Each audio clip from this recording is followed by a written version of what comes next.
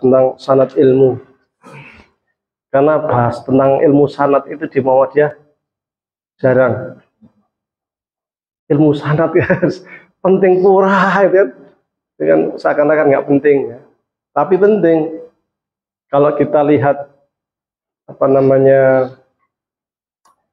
buku-buku, kitab-kitab kita yang bahasa Arab, kitab kuning terutama, itu biasanya ditulis orang ini gurunya siapa saja,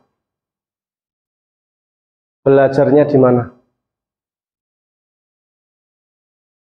belajar apa saja, muridnya siapa, dan gitu. Terus setelah ketahuan guru-gurunya, belajar di mana, muridnya siapa, tambah satu lagi, lingkungan belajar waktu itu bagaimana. Karena manusia ketika belajar itu tidak lepas dari ini. Jadi kalau dalam istilah hermeneutika itu, kita tidak jatuh di ruang kosong. Manusia itu akan terpengaruh oleh susu kultural yang melingkupinya sehingga membentuk pemikiran seperti itu. Oleh mereka disebut dengan istilah teks atau nas. Teks. Jadi, teks itu muncul ya dari lingkungan. Kalau kita lihat Kiai Haji Ahmad Dahlan, nah, kita kan ingin cari sanad ilmunya ya. Saya sudah tak usah buat bagannya itu sebenarnya. Bagan sanad ilmunya itu. Udah? Ya, bisa dicek ya. Termasuk lagunya itu saya kirimkan itu tadi. Lagunya nggak dikirim. Ya nanti saya kirimkan lagunya.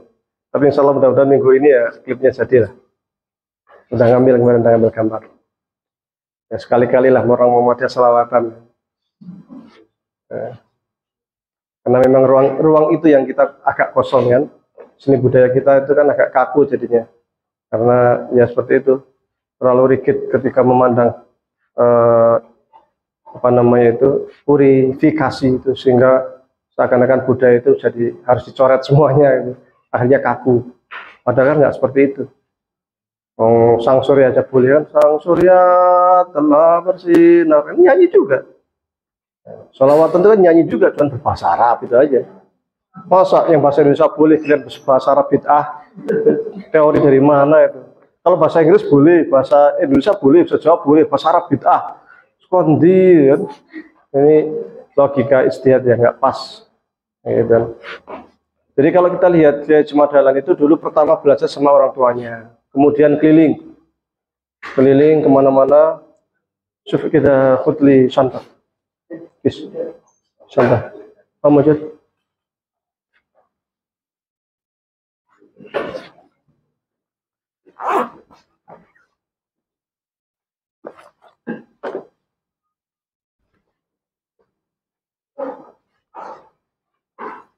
Nah, belajar di antara ke Syekh yang namanya Syekh Soleh Darat. Ini buku Soleh Darat ini kita lihat. Ini saya dapat dari bapak saya. Saya nggak sengaja saya itu. Ada beberapa kitab buku-buku bapak saya yang taruh di atas lemari itu nggak terawat. Kemudian udah tak kumpulin. Saya ke Kairo pulang udah nggak tahu kemana. Ada Jurumiyah, ada Irang-Irang, ada macam-macam yang selamat ini. Saya itu sewaktu saya baca ini buku apa? Fakuduratun bimumkinin ta'allaqat jelas tamir aywa bila tanahi mabihi ta'allaqat. Ini kitab, karena kalau santri saya hafal semua. Santri saya masih hafal. Ini kitab Jawharatul Tauhid. Ini saya sengaja kalau kesana kemarin bahas santri biar nama itu kader Injilan, biar tahu Muhammadiyah. Kalau nggak gini nggak tahu Muhammadiyah. Tahu ini pondok aja kan. Ini ya. Kalau saya bawa, saya apa itu biar paham tentang Muhammadiyah, bahwa di pondok berbeda dengan kita ketika melihat masyarakat langsung. Ini berbahasa Jawa nih, syarahnya berbahasa Jawa. Ini luar biasa bagus ini kitab, sangat bagus. Makanya saya lihat Syekh Soleh Darat ini memang masya Allah luar biasa nih. Di antara muridnya Syekh Soleh Darat itu selain Ahmad Dahlan adalah R.A. Kartini, benar R.A. Kartini, termasuk pendiri NU. Ya jelas Ari Hadrasah. Nah, Syekh Soleh Darat ini tak usut ternyata dia belajarnya dari Mesir. Dari Mekah, mohon maaf, Mekah. Di sana belajar sama Syekh Ahmad Sato. Syekh Ahmad Sato itu yang mengarang kitab namanya I'anatul Thalibin. Kalau santri biasanya tahu. Kitab I'anah itu kitab mazhab Syafi'i fikih yang sangat terkenal di Indonesia. Sering dijadikan sebagai buku-buku mukoror, buku diktat, buku pelajaran di pesantren-pesantren. I'anatul Thalibin itu. Nah, Kiai Haji Ahmad Dahlan selain belajar sama beliau, juga belajar sama Kiai Fakih Gresik. Kiai Fakih Gresik itu gurunya ternyata Syekh yang di Madura itu siapa? Mbah Khalil. Mbah Khalil itu ternyata juga ngajinya ke Mekah ke Ahmad Sato. Kemudian Kiai Haji Ahmad Dahlan ketika ke Mekah itu belajar kepada Imam Nawawi Al-Bantani. Imam Al-Nawawi Al-Bantani itu yang ngarang kitab, banyak sekali kitab yang beliau karang, banyak sekali. Di antaranya Syarah Aqidatul Awam yang namanya itu Nurul Zalam. Syarah macam-macam yang lain itu buat ada setengah belajar, macam-macam sekali. Termasuk Nasaihul Ibad yang tasawuf itu sangat bagus. Saya di pesantren saya belajar jadikan kitab itu Nasaihul Ibad itu. Syekh Nawawi Al-Bantani ini ternyata murid juga dari Abu Bakar Sato. Beliau juga murid Syekh Khatib Al-Minangkabawi.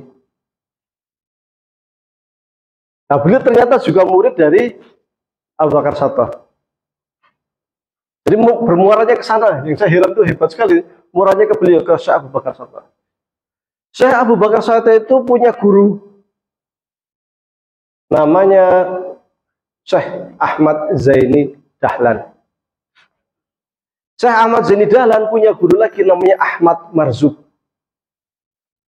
Ahmad Marzuq itulah penulis kitab ini Aqidatul Awam.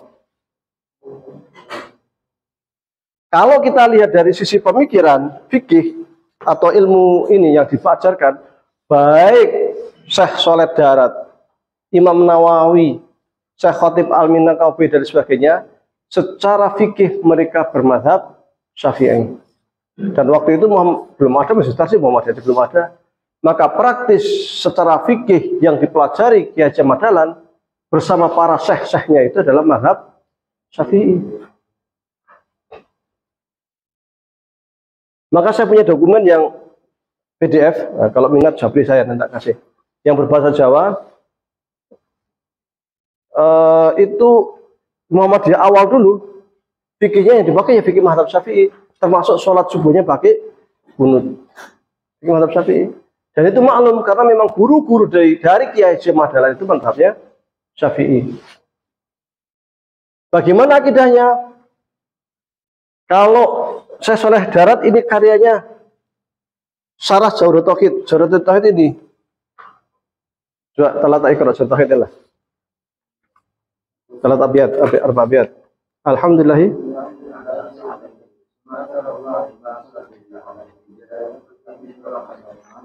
Nih. Ini kitab namanya Jawharatul Tauhid. Kalau di pondok saya harus wajib hafal.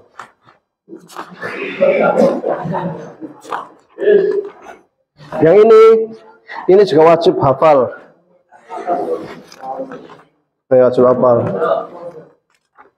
Ini apa? Santri saya wajib semua. Ya, ini atau ini sama. Ini namanya mazhabnya Asy'ari.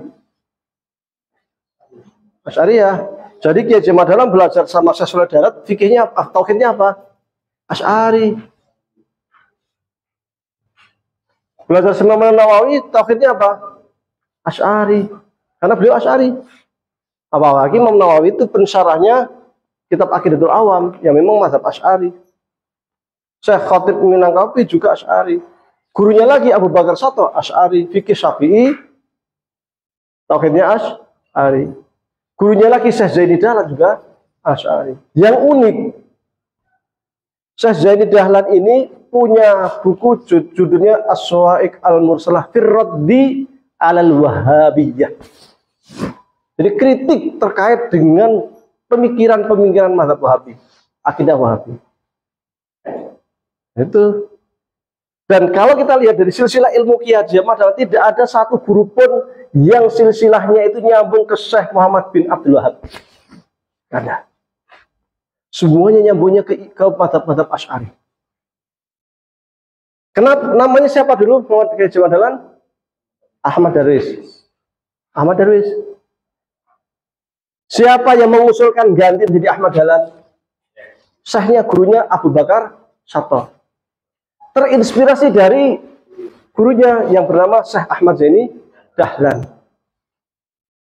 Padahal Syekh Zaini Dahlan ini yang mungkin terkritik habis-habisan terkait dengan gerakan Wahabiyah.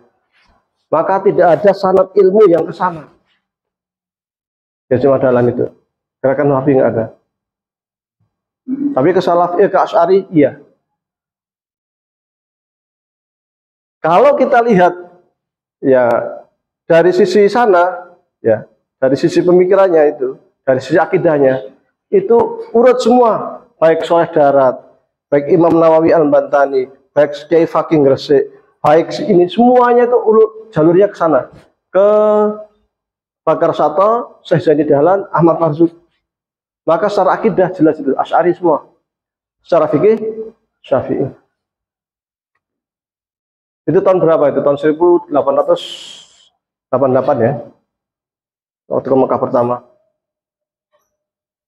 Ke Mekah kedua, 5 tahun yang pertama itu ke Mekah. Ke Mekah kedua ketemu dengan Rasyid Ridho melalui Syekh Bakir Al-Jukjawi.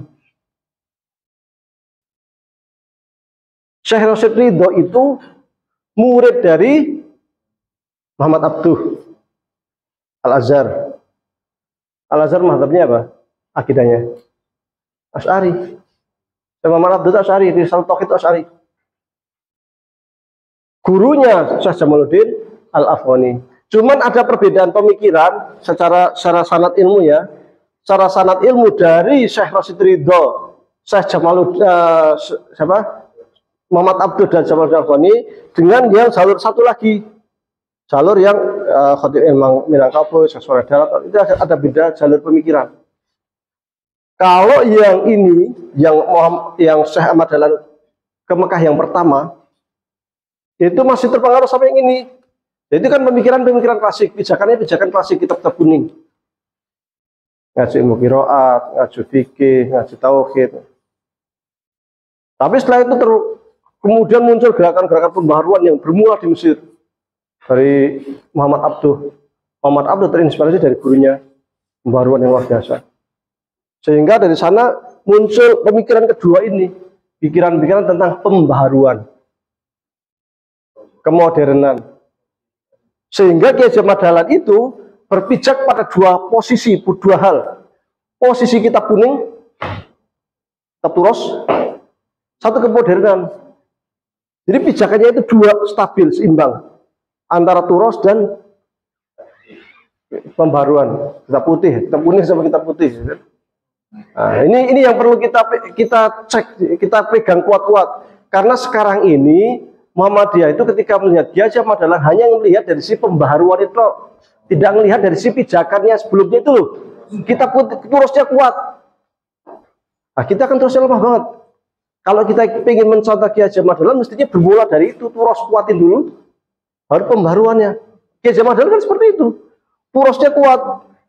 Baru setelah turosnya kuat, beliau ketemu sama Rasyid Ridho dengan gerakan-gerakan Abduh. Gerakan Abduh Jamaluddin Al-Afghani itu dilatar belakangi oleh kondisi sosial pada waktu itu. Di mana dunia Islam itu sedang mengalami persoalan. Zaman Utsmaniyah terakhir itu kan banyak persoalan itu. Itu waktu itu masih Utsmaniyah ya. Mesir itu masih gubernur, masih provinsi. Jadi satu negara itu provinsi Mesir di bawah Khalifah Utsmaniyah. Dan itu Mesir juga sedang ada masalah karena dijajah oleh Prancis 3 tahun, kemudian masuk Inggris. Itu Mesirnya. Belum negara-negara Islam lain. Itu Eropa sudah mulai banyak ke berbagai dunia Islam, menjajah dunia Islam. Maka meskipun dunia Islam itu masih ada Khalifah Utsmaniyah, tetapi sudah tercapik-capik di bawahnya itu. Sudah banyak dikuasai oleh orang-orang Barat. Dan universitas-universitas Islam mengalami kemunduran luar biasa. Universitas itu yang pertama kali mendirikan umat Islam loh, yang sifatnya modern ya. Universitas tertua itu apa? Qarawiyun. Yang kedua, Zaitun. Yang ketiga, Al-Azhar. Jadi 3 universitas tertua di dunia, nomor 1, nomor 2, nomor 3, universitas Islam. Barulah nanti muncul Oxford, muncul apa di Barat itu. Tapi yang tertua itu Islam semua. Dulu ada namanya Universitas Nizamiyah di Baghdad. Ada Universitas Nizamiyah cabangnya di Khurasan sana, yang Al-Ghazali dulu belajar di sana. Kemudian Ghazali pindah ke Baghdad jadi rektor ya. Imam Ghazali rektor itu Universitas Nizamiyah. Kalau bahasa kita sekarang ya rektor. Jadi universitasnya banyak, laboratoriumnya banyak. Dulu itu dunia Islam itu ciri khasnya, ciri khas negara Islam atau apa bukan negara ya. Kota Islam maju itu ciri khasnya apa? Punya rumah sakit, punya universitas, laboratorium. Itu ciri khas perpustakaan besar. Sehingga muncul laboratorium besar. Termasuk yang paling terkenal itu kalau di dunia Islam itu adalah teropong bintang. Di mana-mana teropong bintang, di Baghdad ada, di Kairo ada, di Khurasan ada. Sebelum Barat. Karena penelitian ilmiahnya luar biasa. Tapi zaman Utsmaniyah terakhir mengalami kemunduran sangat luar biasa. Ya macam-macam sebabnya. Baik Utsmaniyahnya yang lebih konsentrasi ke militer, kurang begitu fokus ke pendidikan, baik pengaruh luar Barat yang mulai maju, ya kan, watilkal ayyamun nudawiluha bainan nas ya. Hari kan berputar lah. Ya kita ya fakta kan begitu. Ya, jadi Barat yang bisa, dalam hadis kan dikatakan Romawi itu negara yang paling cepat bangkit setelah dihancurkan, kan gitu. Setelah dia hancur, cepat sekali dia bangkit. Dalam beberapa tahun kemudian sudah jadi negara maju lagi Eropa kan. Nah, Romawi kan Eropa. Nah, mereka bangkit, akhirnya Utsmaniyah juga kalang kabut juga ternyata untuk menghadapi itu. Belum lagi persoalan internal. Mesir ingin merdeka, Hijaz ingin merdeka, banyak persoalan internal. Sehingga ya babak belur memang Utsmaniyah, sehingga negara Utsmaniyah itu tahun 1800-an 900-an di Eropa itu dijuluki sebagai negara sakit. Negara sakit karena memang persoalan internal yang luar biasa, sehingga mudah dipermainkan oleh Barat. Nah, inilah kemudian yang membuka seorang gubernur Mesir yang namanya itu Syekh Ali Pasha. Ali Pasha ini gubernur diangkat langsung oleh Turki Utsmani, menggantikan sistem Mamalik yang ada di Mesir. Selama 600 tahun sistemnya Mamalik Mesir itu. Mamalik itu apa sih? Mamalik itu budak putih. Itu hebatnya dunia Islam, budak jadi presiden, jadi menteri. Di tempat lain nggak ada dalam sejarah. Hanya di dunia Islam kok budak iso jadi menteri, iso jadi militer. Karena status budak, kalau kita bilang budak, image kita harus bedakan antara budak di dunia Islam dan budak di Barat. Kalau di Barat itu dipecuti, diopo gitu kan, budak kan. Kalau di dunia Islam itu yang namanya budak itu seperti anak angkat. Maka dalam hadis, kalau kamu punya budak, nggak boleh kamu makan berbeda dan makan dia. Nggak boleh kamu punya pakaian berbeda dan pakaian dia. Nggak boleh. Karena statusnya sama. Maka zaman Islam itu budak disekolahkan. Masukkan ke universitas. Mau jadi banyak jadi orang-orang pinter. Di antaranya itu namanya Ikrimah. Budaknya Ibnu Abbas. Itu ulama besar. Ahli tafsir punya tafsir. Budak punya tafsir. Nggak ada di Barat budak jadi ilmuwan. Hanya di dunia Islam budak jadi ilmuwan. Iya. Nah, akhirnya karena disekolahkan, Mesir itu baik militer, menteri-menteri budak semua selama 600 tahun. Negara dipimpin oleh kalangan budak. Nah, Ali Pasha ini yang menggantikan posisi budak ini, kemudian dia menjadi gubernur Mesir, kemudian dia mulai membuat pembaruan. Di antaranya itu adalah dengan mengirimkan sarjana-sarjana Mesir ke Barat, Prancis. Ali Tohtawi, kemudian siapa lagi, banyak kirim ke banyak. Sehingga ketika mereka pulang, itu lihat di Prancis, ternyata Prancis sistem pendidikannya sudah lebih modern, lebih bagus. Kalau di dunia Islam kan biasanya masih di masjid atau masih halakoan, apa kan? Satu udah pakai meja, kursi seragamnya bagus, macam-macam, udah modern lah. Padahal aslinya yang Eropa itu aslinya juga nyontoh dari Andalus. Wisuda, pakai toga, pakai itu kan Andalus. Spanyol. Yang diambil oleh Barat. Kita tahunya kan dari Barat. Enggak, itu dari Andalus. Mana ada orang Barat pakai jubah. Itu toga itu apa itu? Jubah itu. Seragam Romawi enggak ada seragam Romawi pakai jubah gitu. Iya kan? Mereka pakai gini pakai tameng gitu kan. Kalau perang kelihatan matanya doang gitu kan. Akhirnya mulailah muncul pembaruan-pembaruan di Mesir, nyontek dari Barat, dari Prancis tahun 1800-an itu. Maka kemudian juga muncul tokoh-tokoh pembaru, diantaranya Jamaluddin ini, yang dia itu melihat bahwa kita itu harus bersatu untuk bisa mengalahkan Barat, terutama imperialisme yang ada di dunia Islam. Dunia Islam harus bersatu. Maka muncul istilah pan-Islamisme. Pan-Islamisme, persatunya negara Islam. Kita kalau ingin maju, ingin bagus, mulai dari politik. Gitu. Wah, dia akhirnya kan membuat tulisan, mengkritik Utsmani. Akhirnya Utsmani gerah juga. Dikritik ini macam-macam. Akhirnya dia dibuang ke Prancis sama muridnya. Nah, waktu dia ke Mesir, ketemu Muhammad Abduh. Muhammad Abduh itu kan sering berinteraksi dengan Jamaluddin, menjadi murid setianya lah, murid intilan. Ya, murid intilannya Jamaluddin, Muhammad Abduh itu. Ketika Prancis ya ikut ke Prancis juga. Akhirnya di sana malah menyebarkan ide-idenya, gagasan-gagasan dengan membuat majalah tafsir, ya, Tafsir Al-Manar ya, Tafsir Al-Manar. Akhirnya gagasannya itu nyebar di dunia Islam. Tafsir Al-Manar itu semana-mana. Nah, kemudian siapa namanya Muhammad Abduh balik ke Mesir. Di Mesir banyak membuat pembaruan. Di Mesir itu dia juga pernah dipenjara sama pemerintah Mesir. Tapi akhirnya ide-ide pembaruannya itu ternyata diterima oleh banyak pihak, akhirnya dikeluarkan, akhirnya dia jadi menteri malah, dia akan jadi menteri wakaf atau apa waktu itu. Setelah jadi menteri, banyaklah melakukan pembaruan, termasuk di Al-Azhar. Al-Azhar juga membuat pembaruan di Universitas Al-Azhar. Syekh Jamaluddin meninggal, si Muhammad Abduh punya murid intilan, namanya Syekh Rashid Ridha. Melalui Syekh Rashid Ridha inilah pemikirannya masuk ke Kiai Haji Ahmad Dahlan. Jadi masalahnya Tafsir Al-Manar dan sebagainya itu tersebar di dunia Islam semua, terutama di Saudi.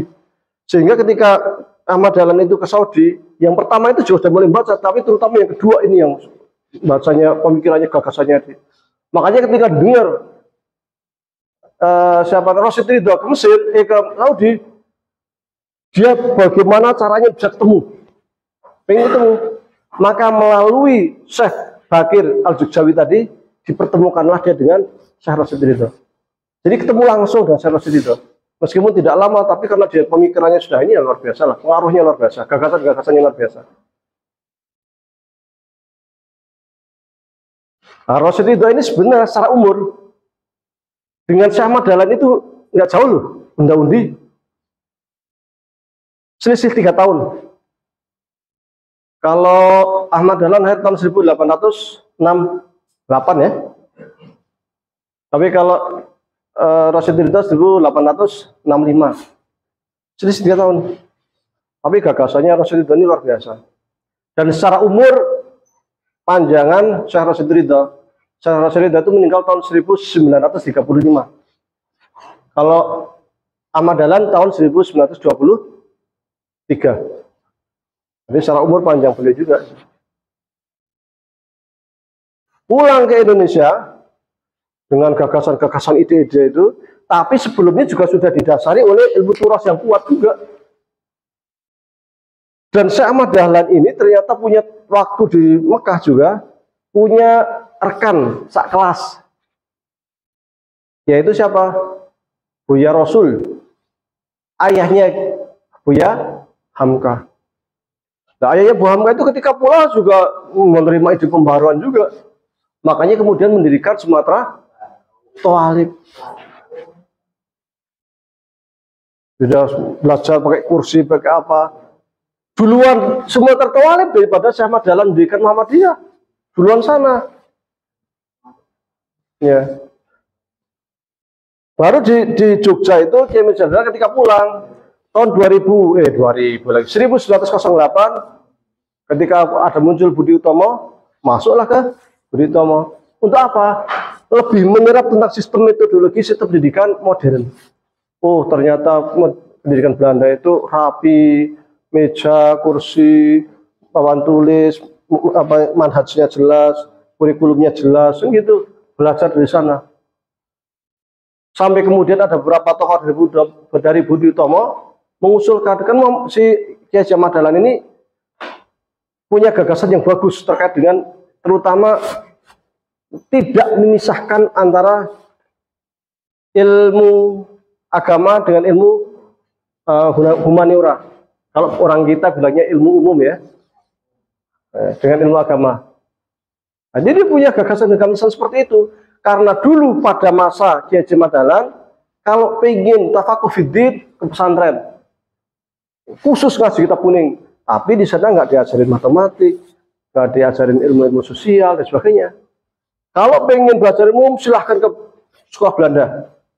Ya di sana nggak diajarin agama, gitu. Jadi dua model sekolah yang saling bertolak belakang. Nah, sementara Kiai Haji Ahmad Dahlan punya pemikiran yang berbeda. Maka diusulkanlah yang buat sekolah sendiri atau buat organisasi sendiri yang bisa menjadi wadah gerakan-gerakan atau ide-ide gagasan-gagasan Ahmad Dahlan. Maka kemudian tahun 1912 didirikanlah Muhammadiyah untuk menyebarkan gagasan-gagasannya. Gagasan-gagasan para ulama-ulama besar kita dulu itu biasanya melalui beberapa cara. Satu, kaderisasi pendidikan, atau yang kedua nulis. Karena kan pemikiran harus disebar. Kutub al-Mawjud al-Sayyarah. Ijad kartun, white kartun. Boleh mas. Maka tahun 1915 kemudian diterbitkanlah Suara Muhammadiyah. Tahun 1918 didirikanlah Quick School Madrasah Muallimin Muhammadiyah. Iya, sekolah Quick School inilah sekolah yang merupakan gagasannya Kiai Haji Ahmad Dahlan menyatukan antara ilmu agama dan ilmu umum. Nah, ini model baru pada waktu itu. Karena sebelumnya kalau sekolah agama sana pesantren, kalau mau ke umum silahkan. Barat kan gitu. Jadi seimbang. Ya, situ diajarin agama, diajarin umum gitu. Tapi secara seimbang. Dan saya pernah lihat kurikulum yang tahun 48 atau berapa ini. Itu yang sekolah agamanya itu kitab semua ya. Iya. Jadi kalau kita pengen niru yang Quick School zaman dulu, MBS sekarang kalau mau niru, ya mesti kitab semua itu. Yang agamanya bahasa Arab kitab, bukan bahasa Indonesia.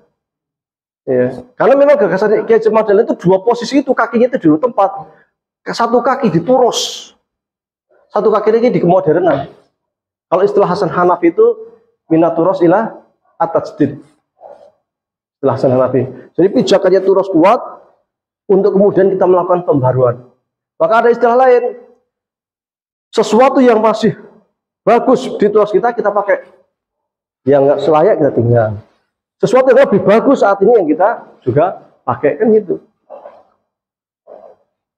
Dan itu gagasan itu yang digunakan oleh Kiai Haji Ahmad Dahlan itu, pembaruan itu. Maka namanya kan sekolah Madrasatul Muallimin ya, itu memang diposisikan untuk mencetak para muallim, para guru.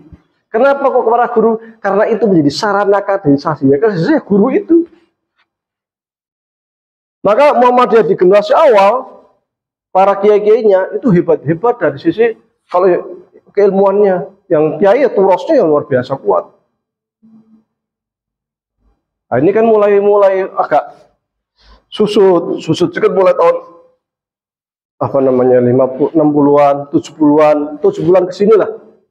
Itu sudah makin jarang.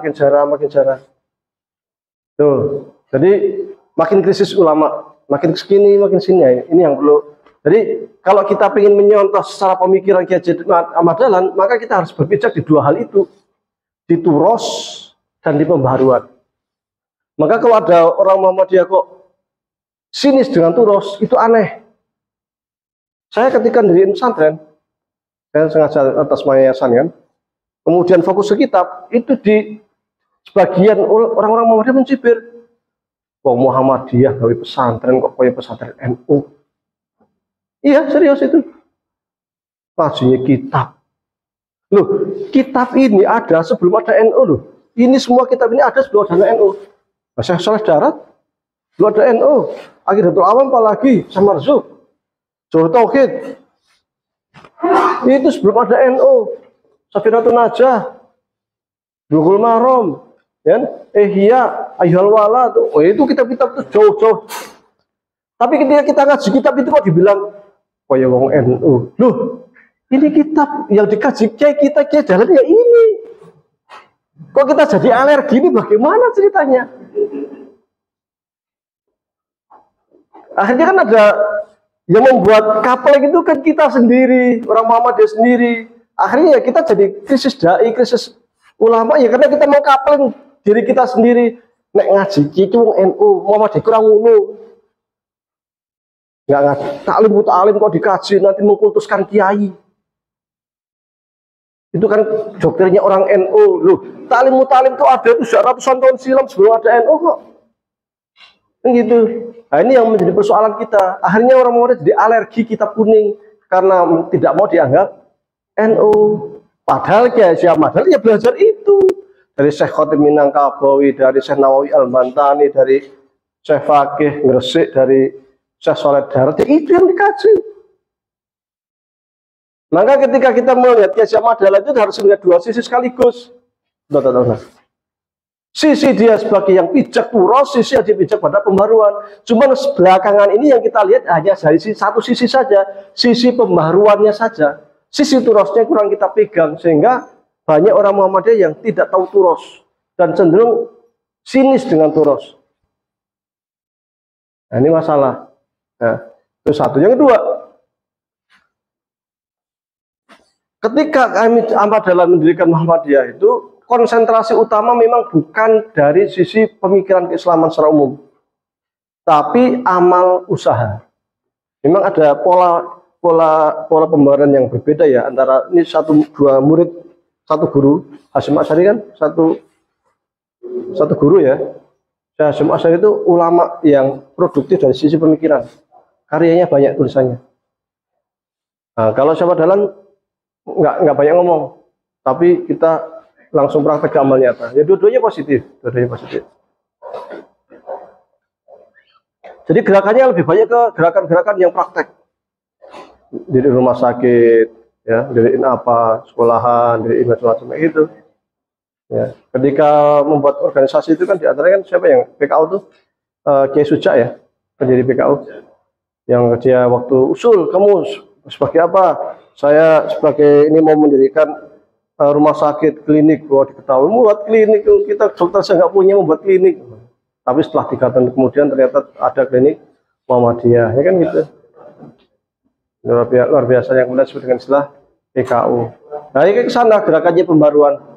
Tahun 1923 beliau meninggal. Ide pembaruan bergulir terus. Sesuatu yang karena waktu itu buat sekolah modern itu masih sangat asing. Tapi itu penting, sangat asing. Tapi sesuatu yang dulu asing sekarang sudah biasa ya. Jadi banyak ide pembaruan Muhammadiyah yang saat itu sudah tidak pembaruan lagi karena sudah diterapkan oleh semua kelompok Islam. Sekolah modern kayak Muhammadiyah kan sekarang sudah hampir semua kelompok Islam sudah terapkan itu. Tapi sekarang mulai muncul ini lagi, mulai muncul ide-ide gagasan sekolah Turos atau yang seperti mulazamah itu apa katatif itu ya, mulazamah itu. Sekarang Solo itu berkembang mahal-mahal banget. Ya, sekolah mulazamah yang konsentrasi ngaji kitab itu, tapi sifatnya satu kitab selesai dan kasih jasa sangat. Nah, muncul lagi. Karena nanti yang ini akan ada problem ya semua pendidikannya akan sempurna lagi.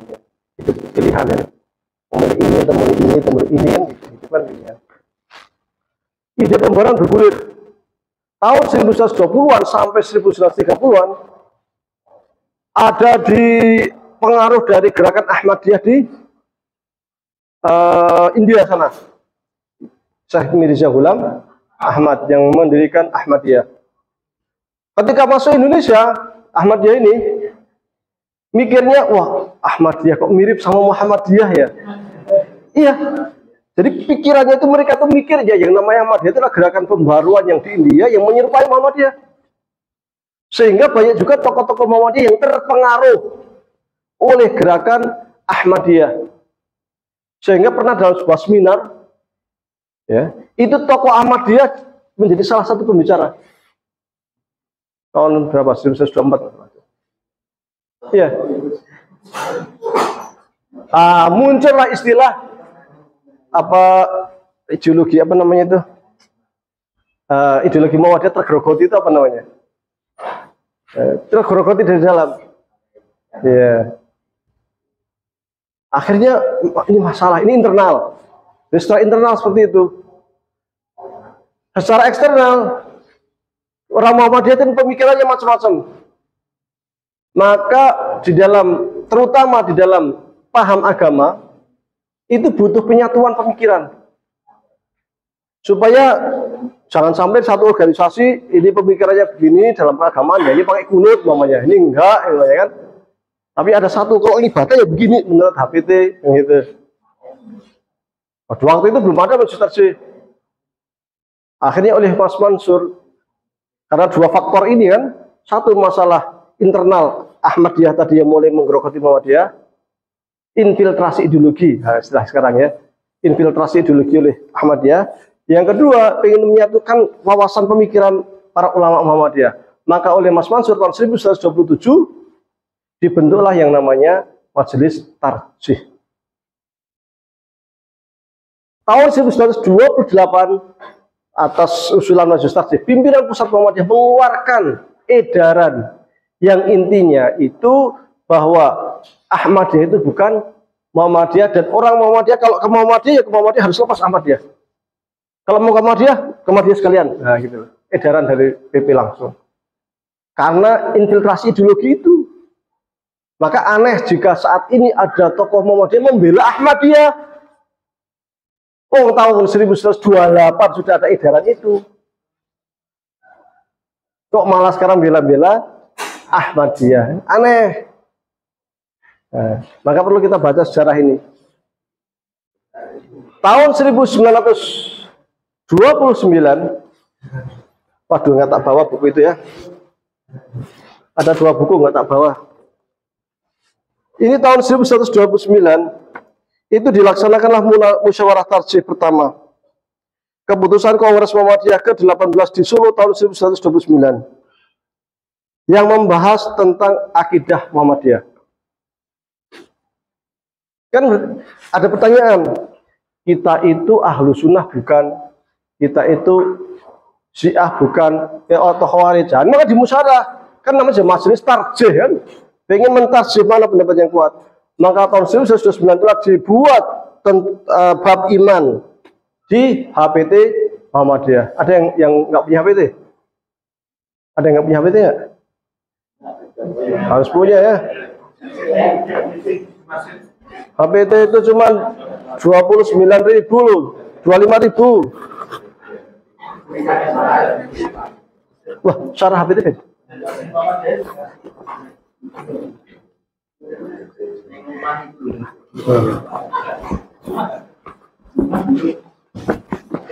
Ini saya syarah.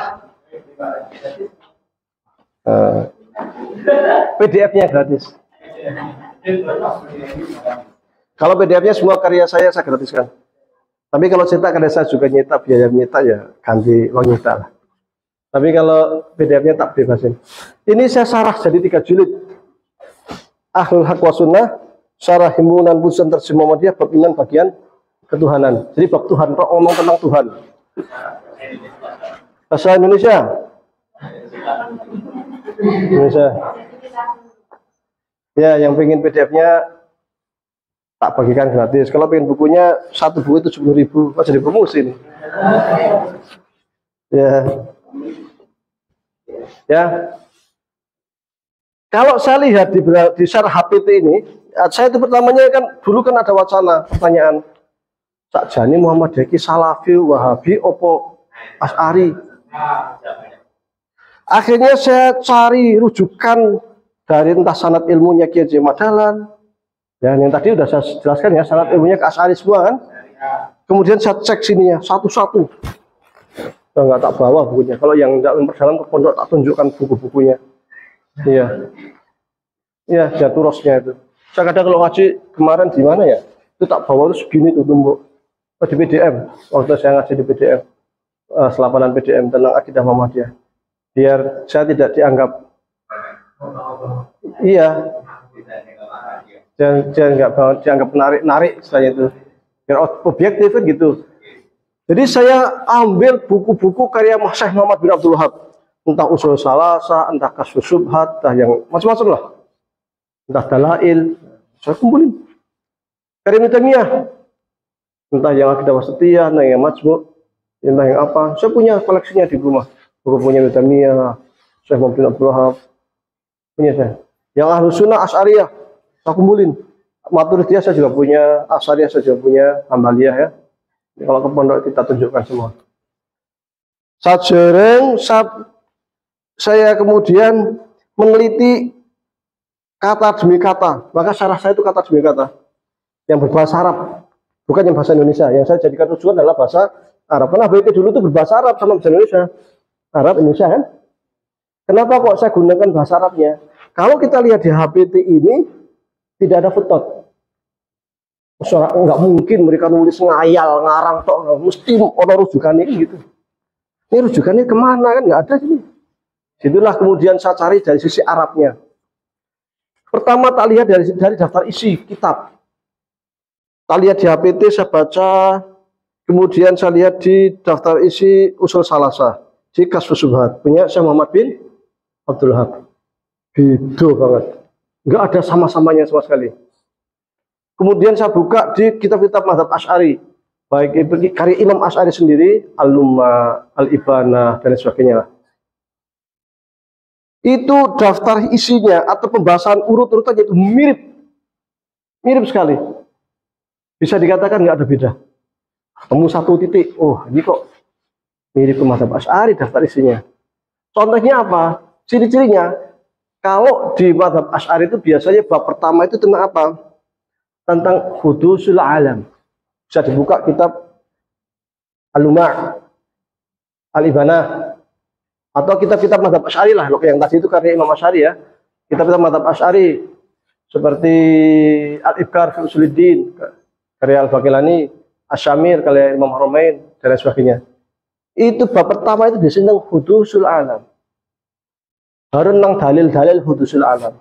Hadis hudusul alam itu maksudnya alam raya itu ciptaan. Ya, alam raya itu baharu ciptaan. Saya lihat di sini amma ba'du fa idza fi qurnati min salaf ajma'u al-i'tiqad bi anal alam kullahu hadisun khuliqa minal adam. Bab pertama murid, wah kok ketemu kok padha. Ya kan? Khalaqa wa huwa al-alam qablul lil fana. Wa anan nazar. Ada bab wa anan nazar. Fil kauni li ma'rifatillahi wajibun syar'an. Kata-kata nador, nah, saya nggak pakai terjemahnya karena di terjemahnya hanya disebutkan mereka telah sepakat atas kepercayaan bahwa seluruh alam kejadian itu mengalami masa permulaan, dijadikan oleh Allah dari ketiadaan dan mempunyai sifat akan punah. Mereka berpendapat bahwa memperdalam pengetahuan tentang alam. Nah, jadi nador diartikan memperdalam pengetahuan. Saya cek di dalam kitab-kitab mazhab Asy'ari. Di kitab mazhab di Kasyfus Syubhat nggak ada bab nador. Di usul salasah nggak ada bab nador. Ya. Kalau Ibnu Taimiyah justru mengkritik nador. Mengkritik nador malah. Itu ada di syarah saya itu. Saya buka kitab-kitab mazhab Asy'ari, bab nador itu ternyata itu sebuah terminologi. Sebuah istilah besar. Di dalam Asy-Syamil itu 60 halaman sendiri khusus bab nador. Di dalam Al-Ibkar fi Usuluddin yang 5 jilid, yang jilid 1 itu mungkin separuh bukunya, satu jilid itu 400 halaman lebih, satu jilid. Itu separuh sendiri bab nador. Jadi nador ini adalah sebuah epistem. Tahu epistem? Epistemologi itu ya gampangnya itu bakwan kasih apa goreng. Nah, angel temen epistemologi ya. Epistemologi itu masadirul ma'rifah, sumber kita dapat ilmu itu bagaimana? Sumber ilmu pengetahuan itu dari mana? Itu namanya epistemologi. Kalau dalam bahasa Arabnya namanya masadirul ma'rifah atau ma'rifiyah. Jadi sehingga nazar itu ternyata sebuah epistem, bukan hanya istilah pendek. Makanya di jilid 2 itu hampir satu buku saya membahas tentang nazar. Hampir satu buku. Karena itu sebuah epistem yang luar biasa. Di situ nanti ada 3 epistem di dalam pemikiran Islam. Ilmu kalam itu satu nazar yang digunakan oleh para ulama mazhab, para ulama kalam secara umum dan para filosof. Yang kedua namanya irfan yang dipakai oleh para sufi. Dan yang ketiga namanya fitrah yang dipakai oleh Ibnu Taimiyah. Maka di dalam buku saya adu itu argumen antara Ibnu Taimiyah, mazhab fitrah dengan mazhab nazar dan irfan, saya sebutkan semuanya itu. Jadi di HBT itu ternyata pakai nazar yang itu mendapat kritikan oleh Ibnu Taimiyah, yang itu tidak dibahas sama sekali oleh Syekh Muhammad bin Abdul Wahab. Kemudian nazar terkait dengan ma'rifatullah itu wajibun syar'an. Wajib syara' ini Asy'ari banget. Karena kalau menurut Ibnu Taimiyah mengkritik ini karena ma'rifatullah itu sudah otomatis orang ketika di dalam kandungan alastu bi rabbikum qalu bala. Ketika manusia disumpah di kandungan secara fitrahnya dia sudah tahu Tuhan. Nggak usah mikir, dia sudah tahu Tuhan secara fitrahnya. Sementara menurut mazhab Asy'ari nggak gitu. Memang benar secara fitrahnya tahu Tuhan, tetapi ketika lahir lingkungan mempengaruhi. Nasranian, oh Yahudian kan tergantung bapak ibunya kan. Bahwa ini aladina yuhawidun, oh yunasranahu itu. Orang tua yang bisa menyahudikan dia atau menasranikan dia. Dan lingkungan akan sangat berpengaruh. Maka perlu kita nazar berpikiran itu untuk mengembalikan fitrah. Maka kalau di Ibnu Taimiyah, karena Ibnu Taimiyah itu mengatakan ada fitrah, maka mereka kemudian membagi tauhid menjadi 3. Ada namanya tauhid uluhiyah, yaitu fitrah manusia itu percaya Tuhan. Kedua, rububiyah, bahwa alam raya itu punya Tuhan. Ketiga, asma dan sifat. Ya gitu. Sehingga menurut gerakan Wahabiyah, yang namanya orang itu bisa dia itu bertauhid rububiyah, tetapi tidak bertauhid uluhiyah. Uluhiyah itu menyatakan Allah itu satu, ilahun wahidun, gitu. Seperti orang-orang kafir Quraisy, Abu Lahab, Abu Jahal ketika ditanya siapakah pencipta langit dan bumi, la yaquluna Allah. Kan itu. Wala in sa'altahum man khalaqas samawati wal arda la yaquluna Allah. Siapa pencipta langit bumi, mereka akan mengatakan Allah. Berarti secara tauhid rububiyah menurut Wahabi bertuhan karena mengakui adanya Allah. Tetapi secara uluhiyah karena mereka menyekutukan Allah, mereka percaya Lata, Uzza dan sebagainya, berarti mereka musyrik. Musyrik itu percaya Tuhan tetapi menduakan, mentigakan Tuhan. Makanya musyrik asyraka yusyriku itu berteman, berserikat. Nah, ini ditolak oleh mazhab Asy'ari. Tauhid ya satu, kalau nggak beriman ya kafir, kalau nggak kafir ya beriman, nggak ada setengah-setengah. Dianggap beriman tapi nggak beriman, nggak bisa. Wong di alam kubur ditanyanya tauhid rububiyah, man rabbuka, dengan tauhid rububiyah. Abu Lahab, Abu Jahal yang dikatakan dia bertauhid rububiyah, apakah ketika di alam kubur ditanya man rabbuka bisa jawab? Kan enggak, karena dia musyrik gitu loh. Maka di mazhab Asy'ari Tuhan itu ya satu, tidak dua. Maka di sini disebutkan al-ahadu fi uluhiyati wa sifati wa af'alihi. Jadi Allah itu satu fi uluhiyati wa sifati wa af'alihi. Ahad itu artinya satu. Bukan wa tauhidu salasat aksamin. Bukan. Nah, ini beda tuh. Kalau di Wahabi kan atau salat aksam. Uluhiyah, rububiyah, asma wa sifat. Kalau di Asy'ari al-ahadu fi uluhiyatihi wa sifatihi wa af'alihi. Ini ada di sini persis. Ya ada sini. Halaman berapa ya? Nah, ini halaman 14. Al-ahadu fi uluhiyati wa sifati wa af'alihi. Ya. Terkait takwil Ya, terkait takwil di HPT digunakan takwil atau taslim atau tafwid. Di Wahabi menggunakan isbat. Terkait akidah dalil yang dijadikan pijakan di Asy'ari atau di HPT, dalil mutawatir. Di Wahabi boleh dalil ahad. Saya bacakan ya.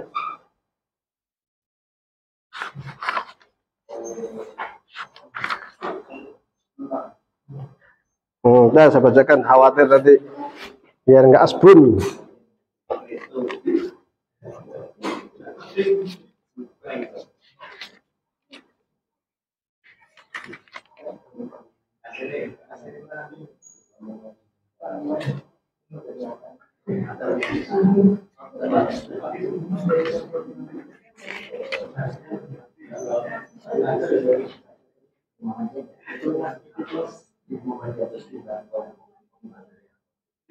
Nih,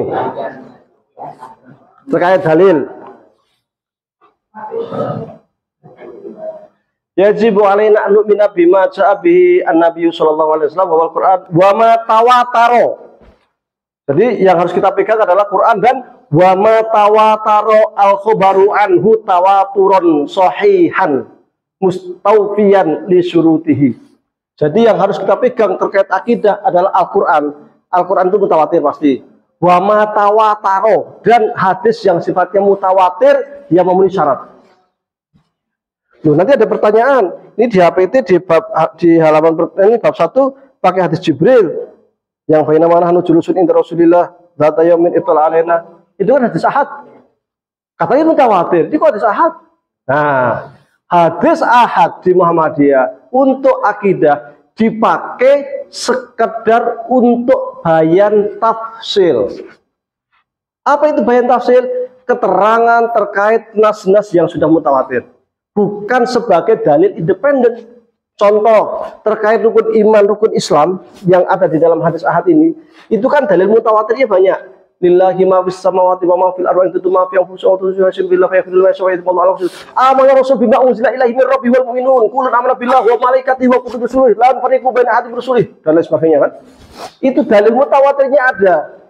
Sehingga hadis ahad ini dijadikan sebagai bayan terkait apa yang ada di dalam Al-Qur'an, bukan dalil independen. Karena kenapa kok tidak boleh dijadikan dalil independen? Karena yang namanya khobar ahad bisa benar, bisa salah. Beda dari mutawatir, pasti benar. Karena terkait keimanan harus pasti qat'i, nggak boleh benar atau salah. Maksudnya ini masih ragu-ragu apa? Karena implikasinya terkait dengan iman dan kafir. Kalau kita gunakan sebagai dalil independen, seumpama ada orang yang di akhir zaman menjelang hari kiamat, katanya satu hari itu 40 tahun atau 40 lah, 40 hari. Saya nggak percaya itu hadisnya ahad ya. Kalau dia nggak percaya dengan hadis ahad ini, kalau paham kita, dia tetap muslim. Kenapa? Karena hadis ahad bisa jadi benar bisa salah. Tapi kalau kita jadikan sebagai hujah independen, kalau kamu nggak percaya dengan hadis ini, kan itu urusan akidah, kafir kamu. Sehingga kita mudah mengkafirkan orang. Supaya nggak mudah mengkafirkan orang, karena ini persoalan akidah, itu persoalan kafir muslim, nggak main-main. Maka ulama kalam termasuk mazhab Asy'ari sangat hati-hati terkait urusan akidah. Sehingga ulama mazhab Asy'ari mengatakan siapapun yang masih ahlul kiblah maka dia statusnya muslim. Imam Asy'ari mengatakan isyhadu anni la ukaffiru ahadan min ahli kiblah. Saksikan olehmu, saya nggak pernah mengkafirkan satupun mereka yang masih ahlul kiblah. Siapa ahlul kiblah? Mereka yang masih percaya dengan rukun Islam dan rukun iman. Maka Syiah muslim, selain Syiah yang hulu ya, Syiah Ja'fariyah, Syiah Zaidiyah muslim, tapi sesat. Kok bisa muslim sesat? Ya bisa. Yang ahlu sunnah muslim sesat juga ada, muslim tapi nggak mau sembahyang, males, ya kan sesat juga. Ngakunya ahlu sunnah, suruh sembahyang, males sampai antara kalau udah tua. Ya, yang sesat juga itu. Ngakunya ahlu sunnah itu. Nah, jadi muslim sesat, Syiah sesat, Khawarij sesat, tapi muslim. Implikasinya apa kalau muslim? berarti kita bisa menikahi wanitanya. Berarti kalau suami istri tidak diwajibkan cerai. Karena kalau satu muslim, satu non muslim wajib cerai loh. Wala tangkil musyrikat, ya kan? Al-Baqarah. Jadi yang kemudian selanjutnya kalau punya anak bisa saling mewarisi sama muslim. Kalau meninggal dikubur di pekuburan kaum muslimin. Makanya kita menggunakan hadis mutawatir untuk kehati-hatian. Maka ketika kita membaca buku karya Imam Asy'ari yang judulnya Maqalatul Islamiyyin, yang itu terkait dengan firqah-firqah Islam, tidak ada satupun dia mengkafirkan kelompok lain, baik Khawarij, baik Syiah, tidak dikafirkan. Muslim tapi sesat. Maka di HPT di bab terakhir juga nggak dikafirkan, cukup dikatakan hadhihi usulul aqwaid as-sahihah wa rata bil Qur'an wa sunnah wa sayta bil athar mutawatir. Faman itaqata jami'a dzalika mukrim bi kana min ahli al-haqi wa sunnah wa faraqa ahlal bid'ati wa dhalal. Jadi yang tidak sesuai dengan HPT dianggap ahlul bid'ah dan dhalal. Tetapi muslim. Itu terkait hadis yang mutawatir. Ya. Kemudian terkait dengan takwil, ini terkait dengan takwil. Saya tak minum dulu lama-lama haus juga saya. Bismillahirrahmanirrahim.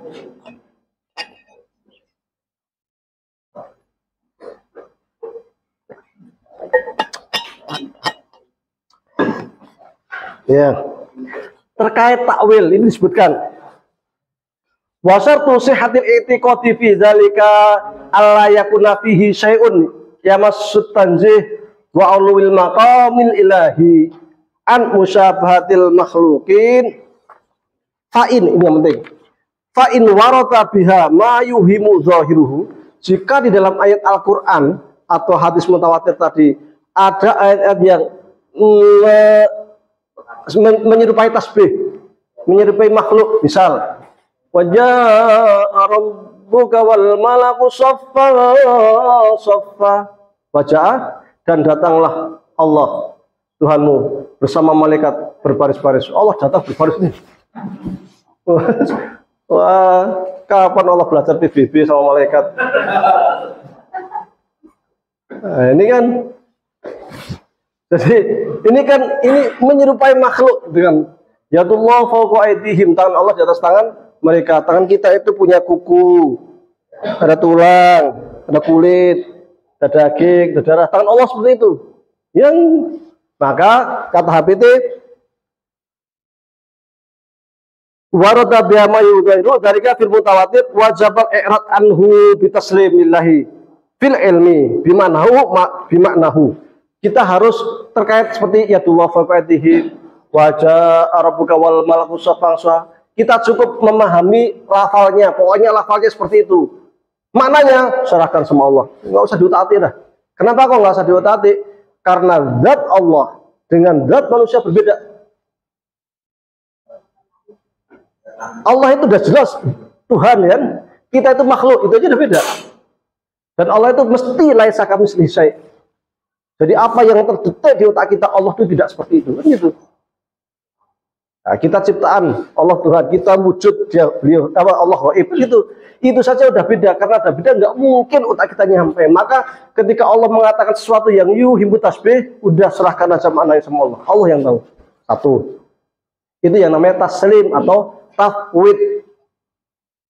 Menerima lafal tapi maknanya serahkan sama Allah. Maka di sini dikatakan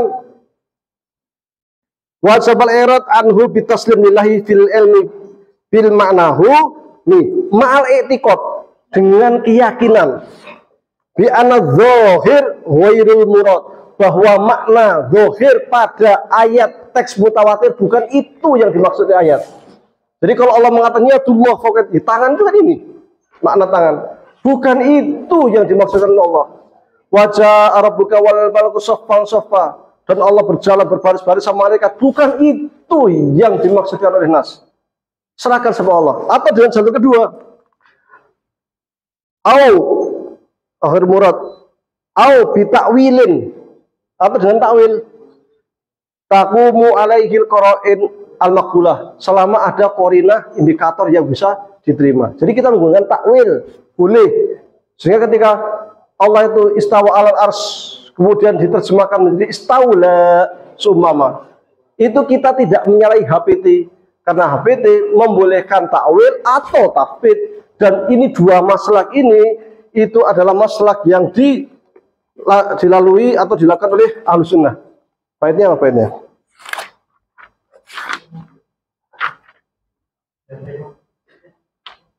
Nah, di sini ada sebentar.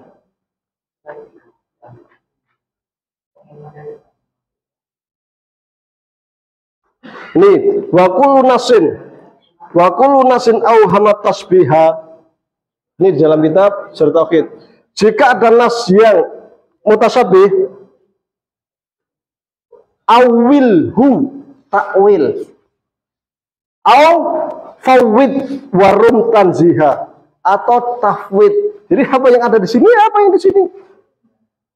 Apa yang ada di HPT, apa yang ada di kitab Syarh Tauhid. Ini mazhab Asy'ari. Kalau Ibnu Taimiyah menolak dua-duanya, dia pakai isbat. Kan itu. Nah, ini jam berapa ini? Nanti kelamaan. Hah? Oke, sebentar lagi lah, setelah saya. Nah, dari sini maka saya berkesimpulan bahwa apa yang ada di HPT itu tidak menyalahi akidahnya Ki Hajar Dahlan. Sis, Ki Hajar Dahlan Asy'ari, dan HPT tahun 1929 menggunakan akidah yang juga Asy'ari, yang disebut dengan istilah Ahlul Haq wa Sunnah.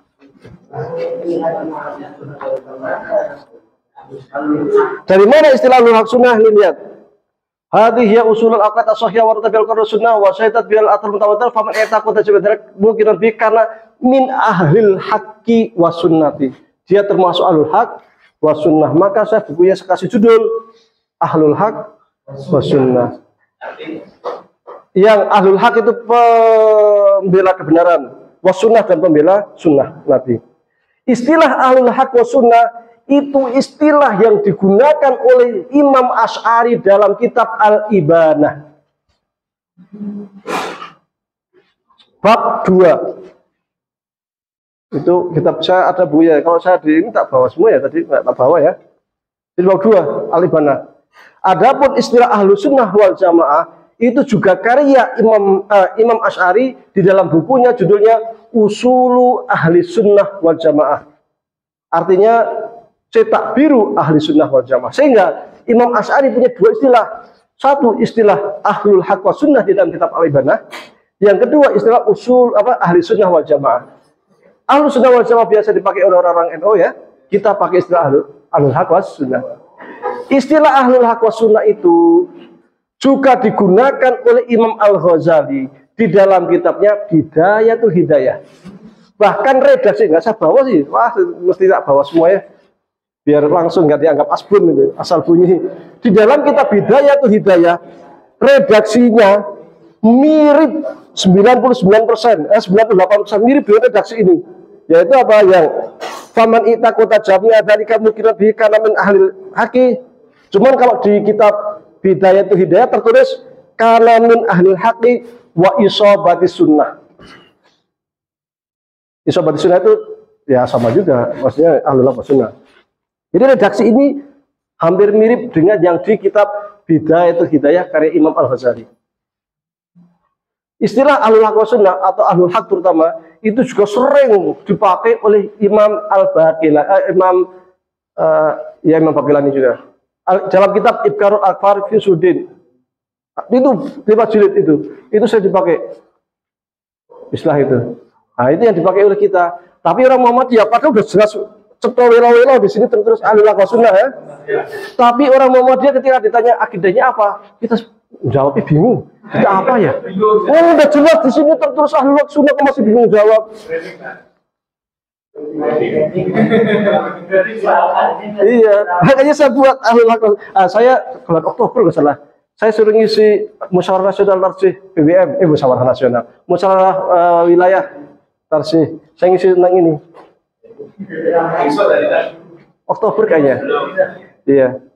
Suratnya baru 3 hari lalu. Makanya saya lihat, aduh, sini. Iya. Itu jawabnya persoalannya banyak dari satu persoalannya kita banyak yang nggak punya HPT. Satu, yang kedua yang punya HPT nggak dibaca. Ada yang ketiga di WhatsApp orang paham. Karena konsep-konsep yang di HPT itu sangat padat sekali, makanya kemudian saya sarah jadi 3 jilid. Ini cuma baru bab Tuhan ini, belum membahas tentang malaikat, belum membahas tentang qada qadar, tentang macam-macam, baru tentang Tuhan saja ini. Gitu. Jadi memang luas. Itu ada 9. Tahun 40-an itu muncul infiltrasi ideologi lagi, dianggap Muhammadiyah Wahabi. Jadi mau dianggap Muhammadiyah Wahabi sudah lama loh. Sudah lama. Ya, sehingga ada seorang tokoh Muhammadiyah itu menulis buku, namanya Aqwaidul Iman, yang saya sarah juga. Dan saya sarah. Itu bukunya 23 halaman saja, nggak banyak. Tapi sarahnya kayaknya ada 2-3 halaman kayaknya. Belum selesai. Bahasa Jawa. Itu Asy'ari banget. Ada keputusan dari majelis, bukan keputusannya, tapi diterbitkan oleh majelis tarjih yang dia itu juga mengatakan yang kitabnya bukunya itu akidah bersumber dari kitab Sanusi, kemudian Samarqandi dan HPT. Bukunya ringkas, ada PDF-nya kalau butuh nanti saya share. Ya. Samarqandi itu siapa? Imam Samarqandi itu dia mazhabnya Maturidi. Mazhabnya Maturidi. Maturidi termasuk Ahlus Sunnah. Ya. Kemudian Imam Sanusi itu yang menulis buku Ummul Barohin atau Asasul Akidah Sunusiyah. Nah, itu juga dua-duanya jadi buku diktat di pondok saya. Ya. Itu yang orang yang dianggap pencetus istilah sifat wajib 20, sifat mustahil 20, itu Imam Sanusi. Nanti ada pertanyaan, loh emang di HPT ada sifat wajib, sifat mustahil? Ada. Sarahnya ada, saya sebutkan di sini. Enggak iya, masa iya? Kita lihat. Iya, ada di sini. Di HPT ada nggak? Ada, dilihat. Kita aja nggak punya HPT, tepunya nggak pernah dibaca. Ini lihat. Alladzi khalaqa kulla syai' wa huwa wa al-wajibul wujud. Istilah wajibul wujud itu istilahnya mazhab Asy'ari namanya sifat wujudiyah. Sifat wujudiyah itu ya wujud itu, ya wajibul wujud itu Allah. Karena dalam apa namanya dalam mazhab Asy'ari itu yang namanya wajibul akhdih. Dalam sistem logika kita tuh hanya ada 3. Wajib, mustahil dan jaiz.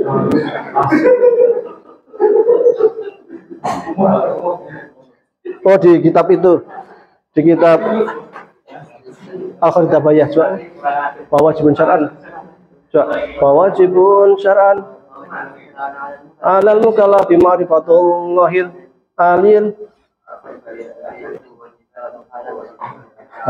Jadi ada wajib, mustahil, jaiz. Ya, itu istilah yang digunakan dalam mazhab Asy'ari itu. Itu disebutkan di dalam beberapa kitab termasuk di Kharidabayah, Jalil Tauhid, kemudian yang lain-lain. Aslinya semua mazhab Asy'ari sepakat tidak ada pembatasan sifat Allah. Allah Maha sempurna, semua sifat Allah sempurna. Allah itu sempurna, itu tak terbatas, sifat-sifat Allah tak terbatas. Tapi kita hanya boleh menyebutkan sifat Allah itu jika itu ada dalilnya dari Quran dan Sunnah, itu mazhab Asy'ari. Kalau ada Quran Sunnah kita ambil, kalau enggak. Mamanya Allah pencipta langit dan bumi, berarti Allah Maha Insinyur. Enggak ada Quran, enggak ada Allah Maha Insinyur. Enggak usah kita pakai adanya Khalik, ya udah pakai Khalik. Mentang-mentang pencipta kan berarti insinyur. Nah, Allah Maha Insinyur, enggak bisa. Nah, itu maksudnya. Jadi meskipun ada istilah-istilah yang mirip, kalau itu tidak ada dalam Al-Quran, nggak kita pakai. Nah, maka kemudian mazhab Asy'ari membuat 20 itu bukan pembatasan.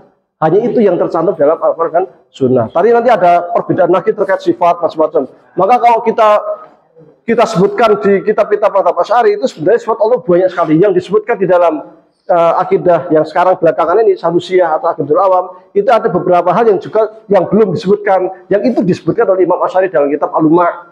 dalam kitab Al-Ibanah yang disebutkan oleh Imam Razi dalam Asasul Taqdis dan lain sebagainya. Maka itu terbuka lebar, intinya kita tidak membatasi sifat Allah dari 20.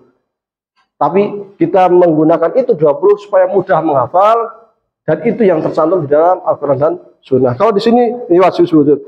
Wal awwalu bila bidayah.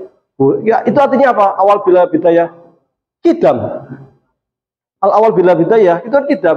Sesuatu yang wujud tanpa permulaan itu artinya apa? Kidam. Wal akhir bila nihayah. Itu artinya apa? Bako.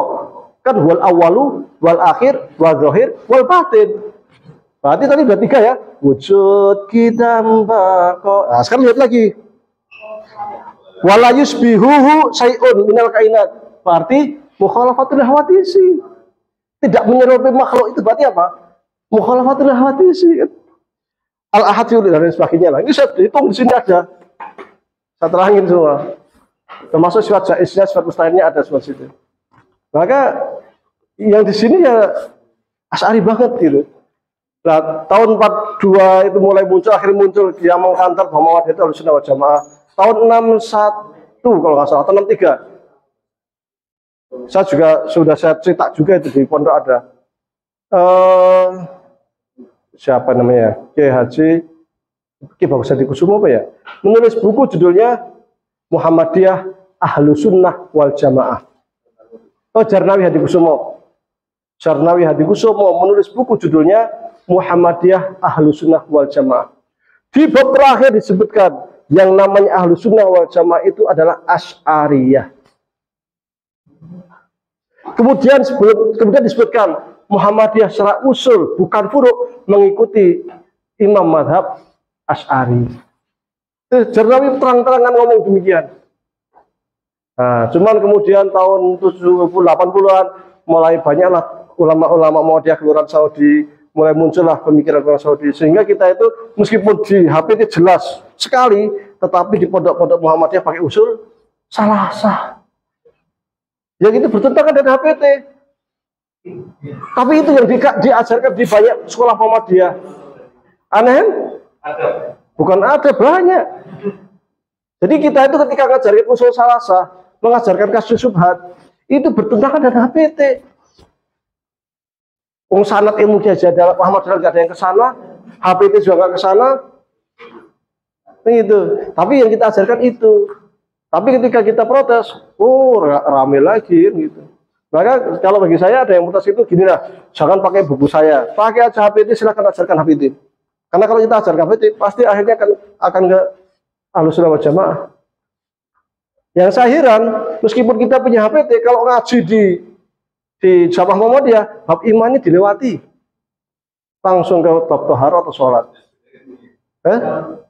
Ya karena nggak paham, ya apa, ya macam-macam lah faktornya. Atau cari aman, kayak gitu, ya. Jadi infiltrasi. Jadi kalau dari sisi sanad ilmunya sebenarnya di HPT secara akidah itu nggak jauh beda. Adapun secara fikih, sedikit lagi ya. Secara fikih itu perbedaan kita dengan mazhab Syafi'i itu sedikit sekali. Bab wudu yang beda terkait dengan membasuh kepala saja. Kemudian yang membatalkan wudu terkait dengan sentuhan laki-laki dan perempuan saja. Bab sholat yang beda cuma di qunut subuh sama awal tahiyat. Tahiyat awal sama tahiyat akhir kan kalau Muhammadiyah langsung ngacung ya. Kemudian tahiyat awal ke tahiyat akhir yang dibaca tahiyat sampai akhir. Itu aja. Lainnya sama semua. Nggak ada bedanya.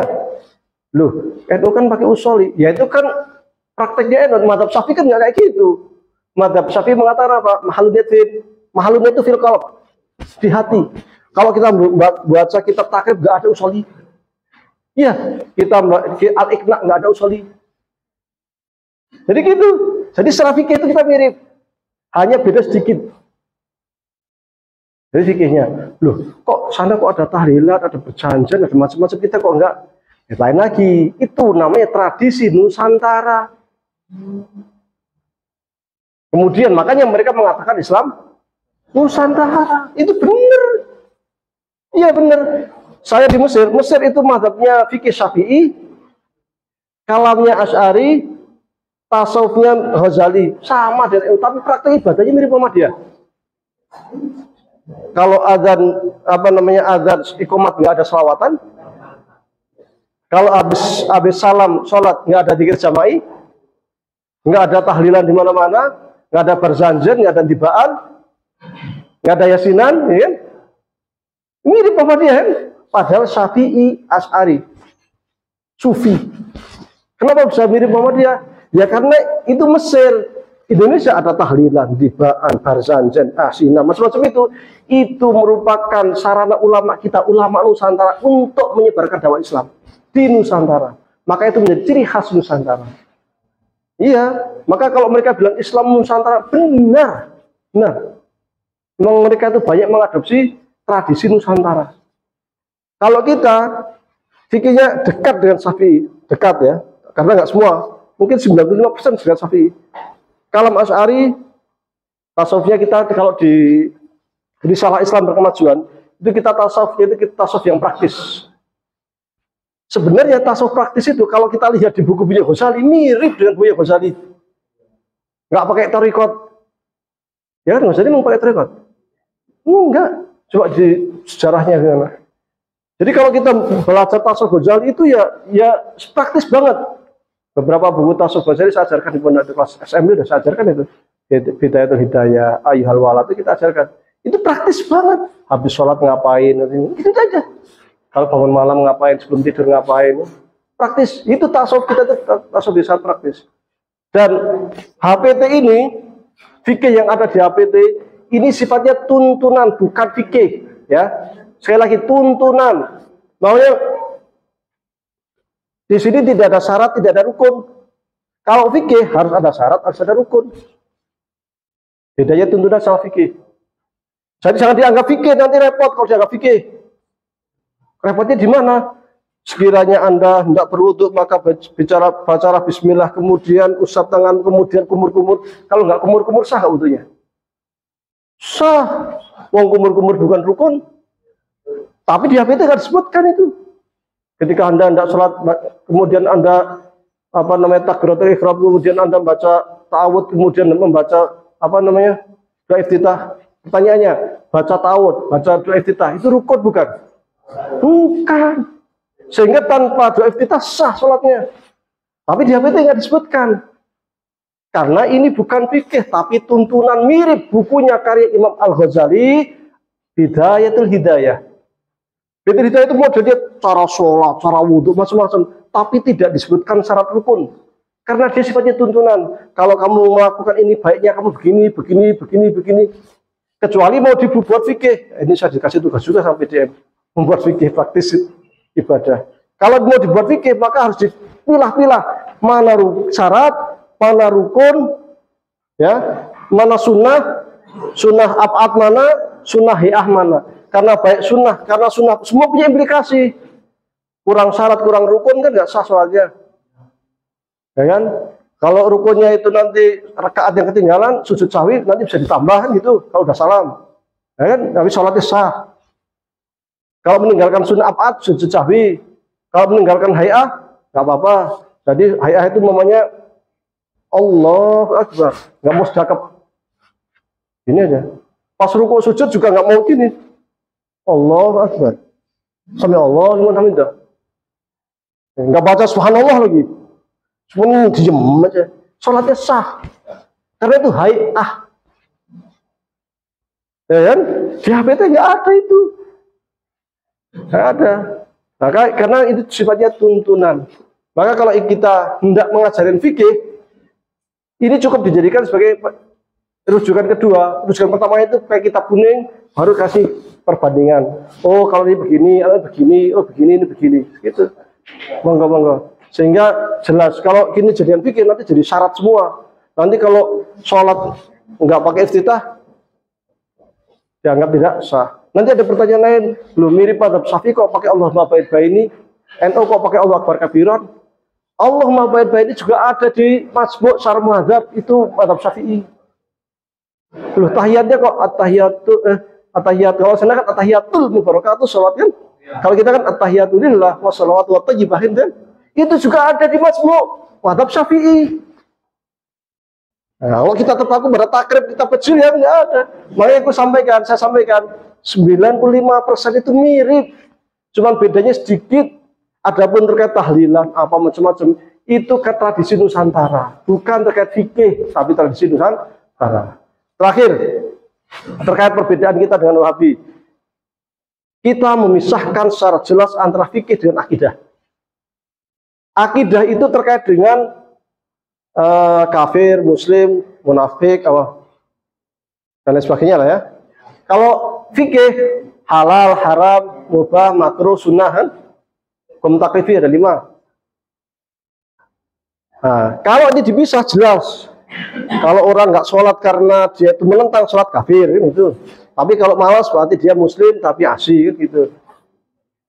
Karena ini terkait dengan fikih. Kalau dia nggak mau syahadat berarti dia kafir, gitu. Ini jelas batasannya. Kalau di Wahabi kadang persoalan fikih masuk ke tauhid. Ini masalah. Contoh, gara-gara ziarah kubur. Tawasul lah mamanya, langsung musyrik. Tawasul itu persoalan fikih. Kalau fikih berarti apa tadi? Kalau nggak halal, haram, mubah, makruh, sunnah kan gitu. Di dalam fikih itu boleh beda. Liur anjing hukumnya apa? Liur anjing, najis. Najis apa? Mulata ya. Mazhab Syafi'i. Mazhab Maliki nggak najis? Aduh. Mazhab Syafi'i sentuhan setelah wudhu dengan ini batal ya. Termasuk suami istri kan bukan mahram, sentuhan kan batal. Suami istri bukan mahram. Kalau mahram nggak boleh jadi suami istri. Ya. Mazhab Hanafi nggak batal. Padahal batal tidaknya batal wudhu itu menentukan sah tidaknya sholat. Iya kan? Yang satu sentuhan gini batal, berarti kalau udah batal sholatnya nggak sah. Yang satu mengatakan nggak batal, sholat tetap sah. Ya kan? Jadi jelas, kalau kita tidak jelas ininya, garis antara fikih dan tauhid, semuanya mudah dikatakan. Tawasulan, musyrik, tabarukan, musyrik, ya kan? Ziarah kubur, musyrik. Padahal Rasul jelas, kuntu nahitukum ziaratal kubri, fazuruha fa innaha tudzakkirul maut. Dulu saya larang kalian ziarah kubur, kalian ziarahlah karena itu dapat mengingatkan kepada kematian. Jelas dalilnya ziarah kubur. Rasul sering ziarah kubur. Nanti dianggap penyembah kuburan, kan? Iya. Sehingga banyak sekali orang musyrik. Banyak sekali orang musyrik. Kalau kita mengatakan, ya kalau kita berpendapat tawasulan, tabarukan musyrik, berarti orang NU itu musyrik semua. Implikasinya apa kalau dia musyrik? Dia jadi imam sholat, kita makmum nggak sah. Kita nggak boleh nikahin dia. Kalau dia punya 9 ayam, nyembelih ayam, haram kita makan. 9 kambing, haram makan. Implikasinya banyak. Kalau ada seorang Muhammadiyah nikah, ternyata NU ya musyrik, wajib cerai. Ekstrim, nggak sembarangan. Nggak sembarangan. Jadi makanya jangan memusyrik-musyrikkan orang itu. Ibnu Taimiyah itu melarang kita untuk mudah memusyrikan orang. Makanya Imam Al-Ghazali punya buku khusus namanya Faisul Tafriqah Bainal Islam wa Zindiqah. Pembeda antara muslim dan zindik atau kafir.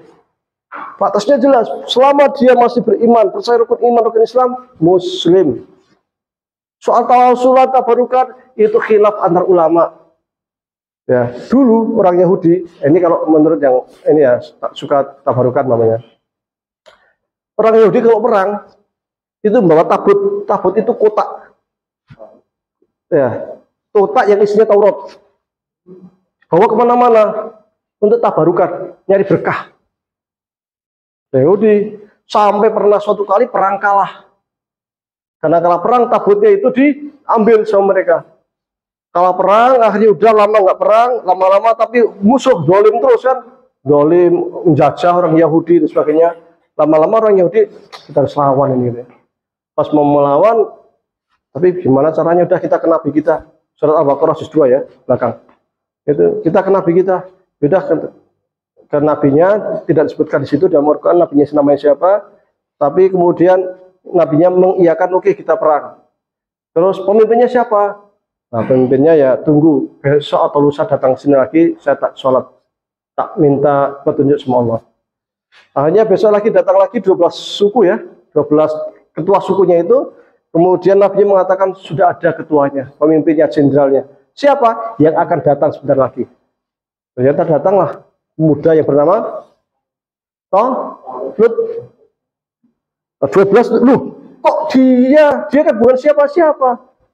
Ya Allah menginginnya dia, gimana lagi kata Nabi-nya. Jelas saya percaya kalau dia pemimpin kita, syaratnya kasih mukjizat. Doalah dia, Nabi-nya. Ternyata mukjizat turun. Dari langit, malaikat membawa tabut kotak isinya Taurat. Akhirnya mereka, wah, ada tabut ini. Bismillah ini, menang kita ini, jihad ini. Karena mereka kalau jihad kemana-mana, biar mantap itu buat tabut. Angkat bawah.